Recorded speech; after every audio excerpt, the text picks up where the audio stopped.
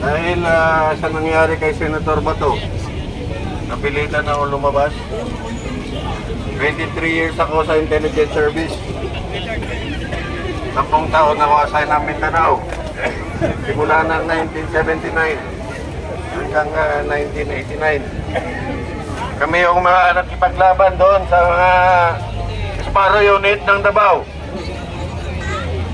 Kaya wag na nating paabot sa malaking gulo kung ang mga nagbabiolate ng batas ay namamayagpag. Kailangan natin ang suporta ng mga tao. Dahil nakikita natin at alam din namin ang rules of engagement sa lahat ng operation. After 38 years sa active service, nag-retire ako na matahimik dahil akala ko ay payapa na ang bayan natin at maging masagana na ang pamumuhay natin. Ngunit mukhang nagkamali ako dahil kung naging membro man ako ng Kabataang Makabayan nung akong high school pa at naging sundalo, ay nakikita ko ang paghihirap ng taong bayan. Personally, hindi sa salita lang. Nung panahon ng 8 ko, tinawag kami galing sa Davao, 1986. Nagdala ako ng tropa dito sa Camp Aguinaldo. At kasama kami, nagdepensa sa Camp Aguinaldo ng 8 kudita.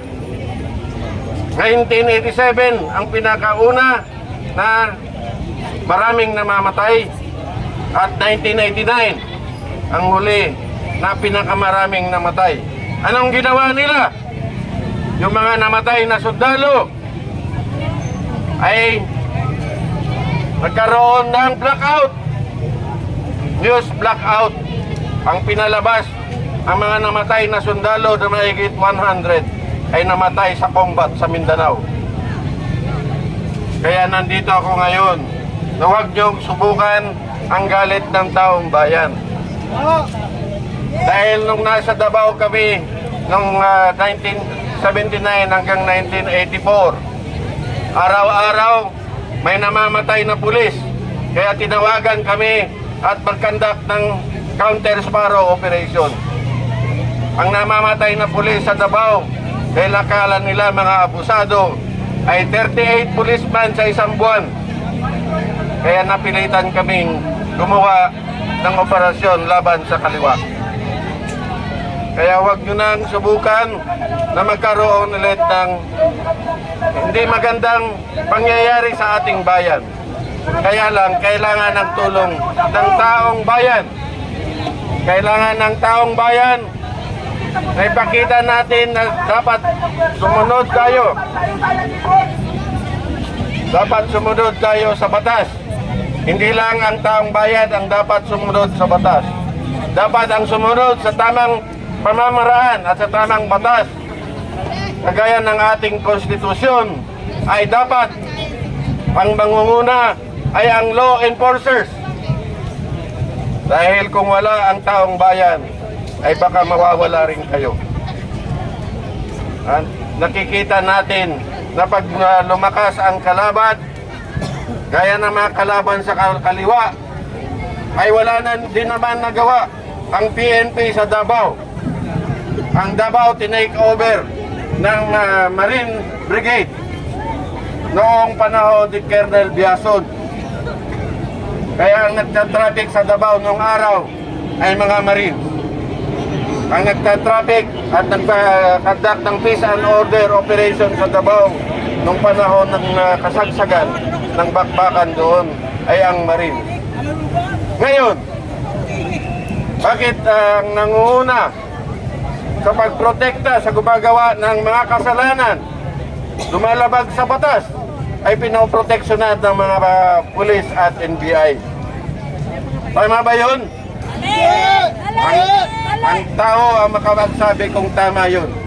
Pero sa experience namin na matagal na sa gera, ay hindi tama kung ang bawat aksyon ay lumalabag sa batas. Kahit sino pa man na lumabag sa batas ay dapat hulihin at ipakulong. Pero sa tamang paraan, meron tayong rules of engagement at tamang procedures kung paano ipapairal ang batas.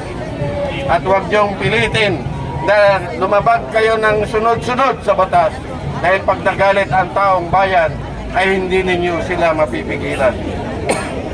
Ganon ang nangyari sa Davao, kaya nagkaroon ng patayan nung araw na yun. Ito pa, noong 1989, lumuntik nang matalo ang armed forces doon sa Camp Aguinaldo. Ang order ng kataas-taasan sa amin, ako mismo nakatanggap ng order, ay tapunan ng granada ang mga pwersa ng mga sundalo na umatake sa Camp Aguinaldo. Hindi ko sinunod yun. Ang sinabi ko sa commander ay hindi namin magagawa yan dahil illegal yan. Natanggal ba ako sa serbisyo? Hindi naman. Noong 1987, ang order sa amin, patayin yung mga leader ng mga nagkubita. Kasama na si Colonel Hunasan. Nag-make statement ako. Ang sinabi ko, mga kasama din natin yan. Mga kasama din namin yan. Sir, hindi namin pwedeng magagawa yan. Kung gusto nyo, kausapin na lang natin. So, yun ang hindi magandang experience kung panahon ng gera. Maraming nang bubusabos, maraming abusado, at marami rin ang sumusunod sa tamang paraan. Ngayon, humingi si Senator Bato ng tulong, particularly sa grupo namin. Kaya ang iba sa amin ngayon na matagal ng retired ay lumabas. At wala naman kaming armas, pero huwag nyo kaming pipilitin dahil marunong kaming maghanap ng armas. Huwag nyo pipilitin na isama namin ang taong bayan sa panahon ng kahigpitan. Pag pinaghihigpitan na ninyo ang taong bayan, baka hindi nyo makontrol. Ang strength ng armed forces at ng PNP ay almost 400,000 lang. Ang strength ng mga tao ay mahigit 100 million. So, huwag niyong pipilitin na umabot tayo sa hindi masamang gawain. So, kailangan natin na ipairal ang batas. Kung sundin natin ang batas, dapat ang mga senador ay sumunod din sa batas. Dapat meron din silang rules of engagement. Kung gusto nila na palabas si Bato, makiusap sila ng maayos sa Bato, kay Bato, para maayos yung legal procedures kung paano siya may turn over sa tamang korte. Hindi pa sa ICC dahil hindi pa tayo member ng ICC. So bahala na ang korte ang magdesisyon kung saan siya dadalhin. Pero sa ngayon, dahil nasa loob siya ng Senado, ay dapat huwag ninyong gawan ng special operation. Dahil pag ginawa ninyo yan, makatikim din kayo ng special operation. Thank you.